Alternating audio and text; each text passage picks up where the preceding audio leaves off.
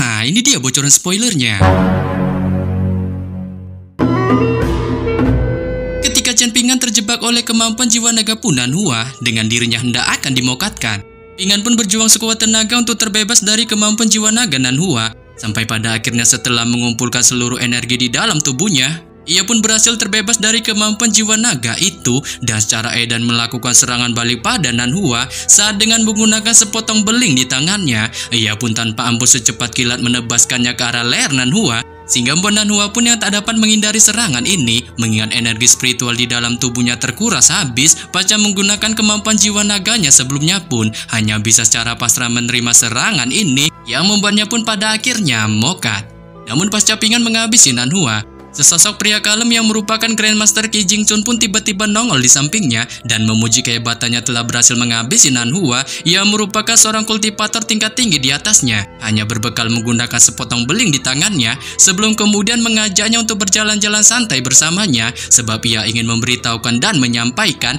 banyak hal yang belum diketahuinya. Saat Ping'an pun yang tampak merasakan keraguan atas ajakan ini hanya bisa secara patung mengikuti sang Grandmaster itu. Berjalan santai di wilayah desa, King Jingchun pun menyuruh Ping'an untuk lebih dekat dengannya, mengikuti setiap langkahnya, sebelum kemudian ia menanyakan padanya mengenai dirinya yang apakah mempercayai atau tidak adanya dewa dalam keindahan dunia ini. Saat Ping'an pun bilang bahwa ia sebenarnya sudah mengetahui cerita lama tentang dewa-dewa itu yang sering diceritakan ibunya dahulu. Awalnya ia sewaktu kecil menganggap hal itu hanyalah dongeng belaka dan sama sekali tak mempercayainya. Tapi ketika beranjak dewasa dan melihat semua takdir hidup yang dijalaninya, ia pun lambat laun mulai mempercayainya bahwa hal itu ada benarnya. Namun setelah memberitahukan hal ini pada Qi Jingchuan, Ping'an pun tiba-tiba menunjukkan rasa penasarannya, membuatnya pun spontan menatap sang Grandmaster itu dan melontarkan pertanyaan padanya mengenai dirinya yang apakah boleh mengajukan suatu pertanyaan. Saat Qi Jingchuan pun yang mengetahui pertanyaan yang akan diajukan Ping'an itu berdasarkan indera penglihatannya berkaitan dengan kota kecil wilayah tempat tinggalnya ini,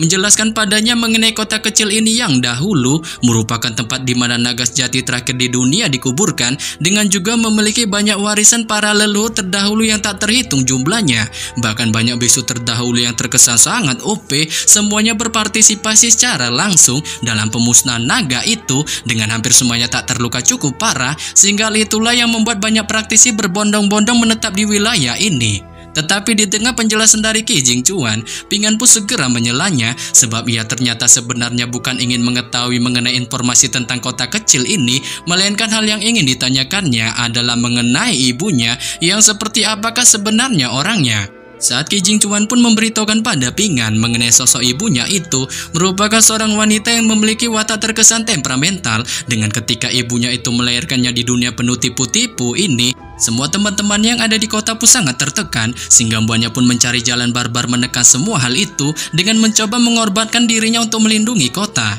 Namun ketika masih menjelaskan hal ini pada Ping'an, Qi Jingchuan pun memilih untuk menghentikannya sebab ia merasa sangat sulit untuk menjelaskan semua masa kelam ibunya itu pada Ping'an, menyebabkan Ping'an pun hanya bisa menunjukkan rasa herannya yang walaupun ia tak mengerti sedikit pun tentang apa yang diceritakan Qi Jingchuan mengenai ibunya, tetapi ia beranggapan bahwa ibunya itu merupakan orang yang sangat baik. Qi Jingchuan pun kemudian mengingatkan Ping'an untuk selalu berhati-hati di masa depan dikarenakan ia telah menghabisi perisai Jinjin dan Nan Hua yang kemungkinan saja itu akan menimbulkan dendam kesumat. Dengan ketika mengingatkan hal ini pada Ping'an, keduanya pun sudah berjalan di sekitar sebuah sumur kunci tua bernama Xinghua-Land, sebelum kemudian Qi Jingchuan pun menanyakan sebuah pertanyaan menjebak pada Ping'an mengenai jika ada orang asing yang terjatuh ke dalam sumur tua itu, apakah ia berniat menyelamatkannya, yang walaupun sekalipun nyawa taruhannya. Saat Ping'an pun tampak merasakan keraguan dan merenung sejenak akan pertanyaan ini, dengan secara polos menjawab bahwa ia akan mencoba untuk menyelamatkannya walaupun itu harus mengorbankan nyawanya.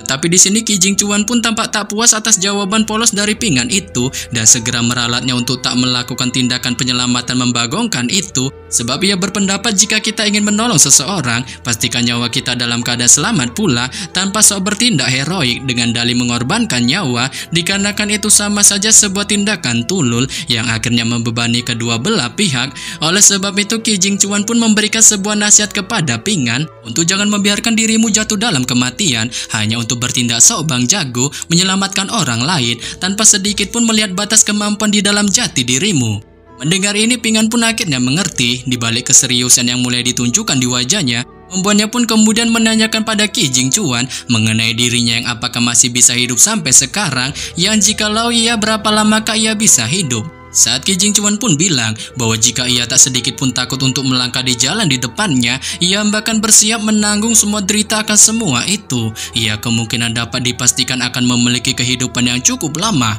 Menyebabkan Ping An pun sontak menunjukkan kegirangannya dengan spontan secara lantang melontarkan perkataan bahwa ia tak sedikit pun takut menderita akan hal itu. Setelah terus mengobrol di sepanjang jalan, keduanya pun datang di bawah pohon beringin tua yang tampak sunyi senyap di balik hembusan angin yang berayun menggoyahkan dedaunannya sehingga semakin menambahkan kemisteriusan pohon ini. Sebelum kemudian Ki Jingchun pun menangkupkan kedua tangannya ke arah pohon beringin tua itu tanpa menunjukkan rasa hormatnya dan melontarkan suatu permintaan padanya untuk memperbolehkannya mengambil selai daun yang dipergunakannya untuk diberikannya kepada Ping An, dikarenakan ia berdalih bahwa bocah pelangak pelongo ini akan meninggalkan kota dengan aman di masa depan yang setidaknya dalam kurun waktu 3 tahun. Tapi demikian, mendengar permintaan dari Ki Jingchun ini, pohon beringin tua itu pun tetap sunyi senyap tanpa menunjukkan reaksi apapun. Menyebabkan Ki Jingchun pun tak mau menyerah begitu saja dengan terus-menerus melontarkan permintaannya ini, yang bahkan ia mencoba menggoda lelur pohon beringin tua itu dengan menjual nama Ping An yang merupakan sosok pemuda alim bijaksana rajin menabung di kota kecilnya ini. Namun lagi-lagi usaha yang dilakukan Ki Jingchun itu tampaknya sia-sia dengan tak ada sedikit pun reaksi yang ditunjukkan pohon beringin tua itu, sehingga membuatnya pun kali ini hanya bisa tertunduk lemas di balik kesedihan yang ditunjukkan di raut wajahnya. Menyebabkan Ping An pun yang melihatnya mencoba untuk menghiburnya dan menyuruhnya untuk tak terus melakukan tindakan mengemis pada pohon tua itu, sebab ia teringat akan perkataan si pria peramal Ludao yang hanya menyuruhnya untuk perlu pergi ke selatan kota untuk menemukan seorang pandai besi. Tetapi tanpa diduga tepat baru saja Ping An memberitahukan hal ini pada Ki Jingchun, tiba-tiba sepotong daun hijau pun jatuh dari pohon beringin tua. Saat ini pun membuat Ping An spontan mengulurkan tangannya untuk meraih daun itu yang kali ini memancarkan secercah pohon emas di dalamnya. Melihat ini, Ki Jingchun pun spontan terkejut sebab ia dapat melihat di dalam pohon emas itu tertulis sebuah garis takdir Ping An yang disebutkan membantu seorang gadis dari klan Yao, sehingga mbaknya pun yang merasa heran akan hal ini menanyakan pada Ping An mengenai dirinya yang apakah bersedia membantu gadis itu terlepas sekalipun harus mengorbankan nyawanya dari situasi hidup dan mati. Saat Ping An pun sontak secara lantang membenarkan pertanyaan dari Ki Jingchun itu, yang bahkan walaupun itu sekalipun berada dalam situasi bahaya, ia berjanji akan siap sedia untuk menyelamatkannya. Menyebabkan Ki Jingchun pun segera menunjukkan senyum puasnya atas tekad kuat dari Ping An itu sebelum kemudian ia mengajaknya untuk pergi ke wilayah gang desa. Ki Jingchun pun mengingatkan Ping An untuk tak hanya berdiam diri di kotanya ini menjadi seorang pemuda biasa, melainkan melakukan perjalanan pergi ke luar kota merupakan hal yang begitu baik untuk melihat dunia nyata. Sebab itu merupakan keharusan bagi seorang praktisi muda agar mendapatkan pengalaman yang berharga untuk meningkatkan kemampuan di dalam jati dirinya. Dengan setelah mengingatkan Ping An akan hal ini, Ki Jingchun pun perlahan mengeluarkan sebuah hadiah berupa kalajeng King Jasper yang tanpa basa-basi diserahkannya pada Ping An, sembari juga mengingatkannya untuk tak memandang benda itu sebelah mata, sebab benda itu merupakan hasil pemberian dari gurunya sewaktu ia menimba ilmu dahulu. Menyebabkan Ping An pun tampak merasa ragu untuk menerima benda itu, dikarenakan ia merasakan kalajeng King Jasper itu tampaknya mengandung energi persahabatan guru dan siswa antara Grandmaster Qi dan gurunya, sehingga mbaknya pun tampak merasa kikuk untuk mengambilnya. Tetapi setelah Ki Jingchun terus memaksanya dan mengatakan bahwa benda itu lebih baik diberikan untuknya, mengingat hal itulah satu-satunya yang kali ini bisa diberikannya, mau tak mau Ping An pun hanya bisa mengambilnya sebelum kemudian memutuskan untuk pamit undur diri dari hadapannya dan bergegas kembali ke TKP kediamannya. Dengan ketika Ping An beranjak pergi dari hadapannya, Ki Jingchun pun melontarkan secara lantang pengingat pada Ping An untuk tak patah semangat ataupun kehilangan harapan dalam kehidupannya menghadapi dunia yang penuh tipu-tipu ini. Singkat cerita, setelah Ping An sampai di TKP kediamannya, ia pun langsung disambut si bocil bengil Kang Ingusan Guchan saat ia mulai melontarkan beberapa pertanyaan secara lantang padanya di balik sifat keras kepala bocil FF-nya. Tetapi baru saja pertanyaan lantang ini dilontarkan Guchan pada Ping An, si bocil FF itu pun tak ada sebab akibat tiba-tiba mengalami rasa sakit puyeng tiada tara di kepalanya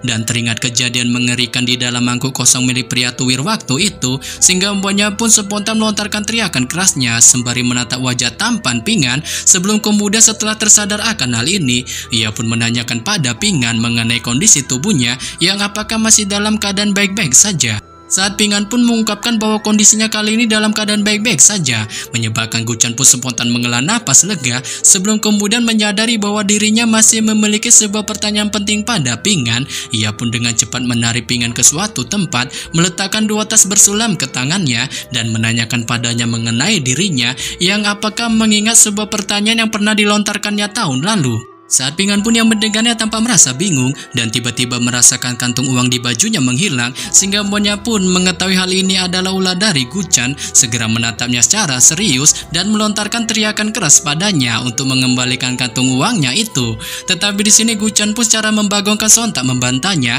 dengan tak mau mengakui atas tindakan lupnutnya itu, dan kali ini hanya bisa berlari dari hadapan Ping An di sekitar tempat tinggalnya, sehingga membuat Ping An pun yang merasa marah akan hal ini terus-menerus mengejarnya. Namun ketika Ping An dan Guchan masih melakukan mode kejar-kejarannya ini, gadis pedang bernama Ning Yao pun tiba-tiba nongol di depan pintu rumah Ping An dan melontarkan sedikit amarahnya atas tindakan lupnut pencurian yang dilakukan Guchan, sehingga menurutnya jika bocil FF itu berasal dari sektenya, ia tak segan-segan akan menghabisinya. Melihat kemunculan Ning Yao, Guchan pun spontan mengungkapkan kegirangan di wajahnya dengan tak menyangka ia dapat melihat seorang gadis glowing bak bidadari kayangan dari rumah Ping An itu. Membuatnya pun sontak melontarkan pujian atas kecantikan Ning Yao yang menurutnya sama persis seperti saudara perempuan keduanya, sehingga membuatnya pun menawarkan padanya untuk sekedar melakukan jamuan makan-makan di rumahnya. Namun mendengar Guchan menyebutkan dirinya mempunyai saudara perempuan kedua, Ping An pun tampak menunjukkan rasa penasaran di wajahnya dan menanyakan pada si bocil itu mengenai ibunya yang apakah pernah menikah lagi.